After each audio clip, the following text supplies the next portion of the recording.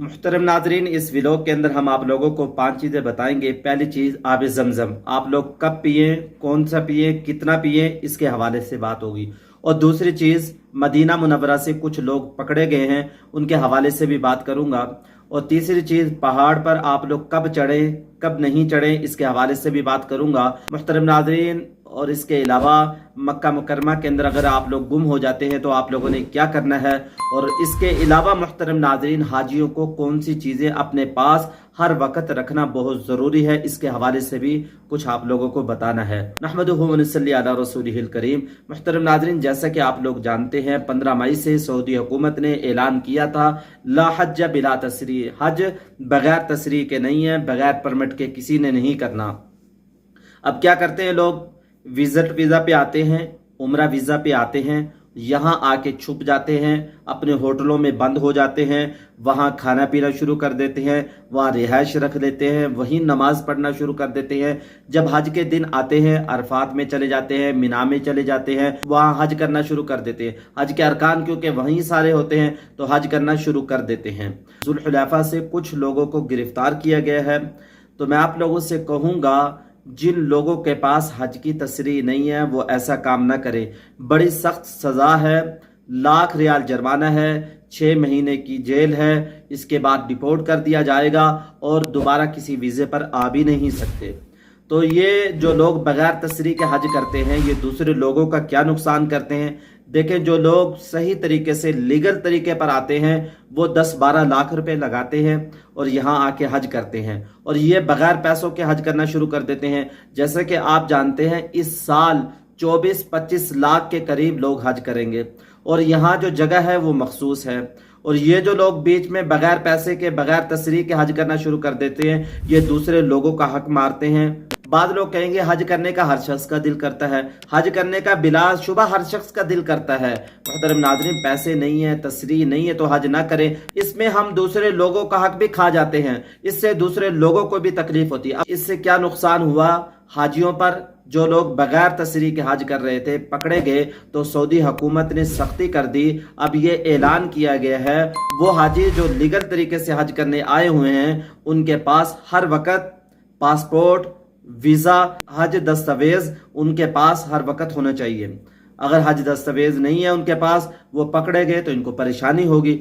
हज दस्तावेज जो हैं वो अपने साथ हर वक्त रखें, हज के जो कागज़ है उनको अपने सीने के साथ रखें। हुकूमत ने, जैसा कि वजारत मजहबी उमूर ने आप लोगों को पहले बताया भी था, उन्होंने ये बताया था कि आप लोग पासपोर्ट है, वीज़ा है, इनकी कापियाँ करा के अपने साथ रखें, कहीं भी चेकिंग हो सकती है। और दूसरी चीज़ मुहतरम नाजरीन, आब ज़मज़म पीने के हवाले से देखें, हमारे पाकिस्तान, हिंदुस्तान से जो लोग आते हैं वो 55 साल, 60 साल की उम्र में लोग आते हैं। बाद लोगों को शुगर होता है। तो मैं आप लोगों से कहूँगा, आब ज़मज़म अगर आप पीना भी है, आप लोगों ने आब ज़मज़म पिए मुहतरम नाज़रीन। लेकिन ये जो अरकान कर रहे हैं इनमें कम पिए, इनमें कम पिए, क्योंकि अगर आप लोगों को तकाजा आ गया वाशरूम का, वाशरूम जाने की हाजत पड़ गई तो आपके साथ जो लोग होंगे उनको इंतज़ार करना पड़ जाएगा।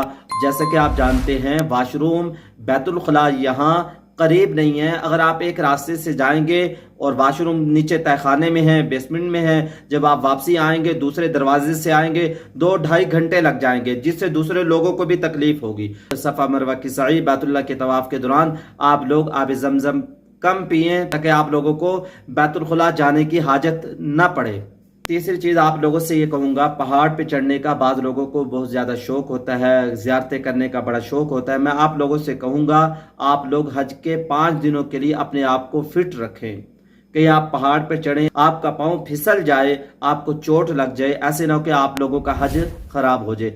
हज के बाद कर लें, हज के अरकान को मुकम्मल कर लें, इसके बाद ज़ियारतें करें। अगर आप लोगों ने कहीं जाना है, गारे सोर जाना है, गारे हीरा जाना है और पहाड़ पे चढ़ना है, कहीं भी चढ़ना है, एहतियात से चढ़ें, अपनी सेहत का ख्याल रखें। ज़ियारतें ऐसे वक्त में करें हरम शरीफ की नमाजें फौत ना हो, आपके जिक्र और कुरान की तिलावत फौत ना हो और आपको चोट ना लगे, इस तरीके से ज़ियारतें करें।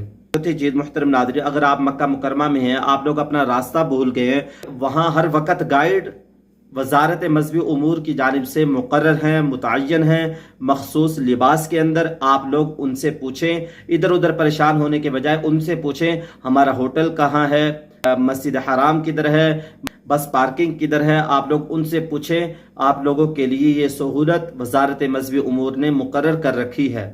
پانچویں چیز جوتے کے حوالے سے آپ لوگوں سے کہوں گا، جب آپ لوگ مسجد حرام میں داخل ہوں دعا پڑھ کر داخل ہوں، بسم اللہ والصلاۃ والسلام علی رسول اللہ اللہم افتح لی ابواب رحمتک، اور اس کے بعد سیدھا پاؤں اندر رکھیں اور اللہ تعالیٰ سے دعا مانگے، اور اللہ تعالیٰ سے مانگے یا اللہ مجھے مستجاب الدعوات بنا دے۔ اب آپ لوگوں نے اپنے جوتے کو یا تو ریک میں رکھنا ہے یا تھیلے میں رکھ کر اپنی کمر کے پیچھے ڈال لینا ہے۔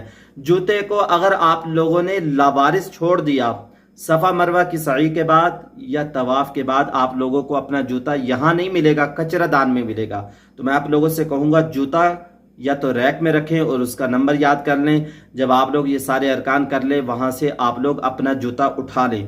محترم ناظرین، یہ کچھ خاص چیزیں تھی جو آپ لوگوں کو بتانی تھی۔ میں ہوں آپ کا بھائی حافظ غلام مصطفیٰ سعودی عرب سے۔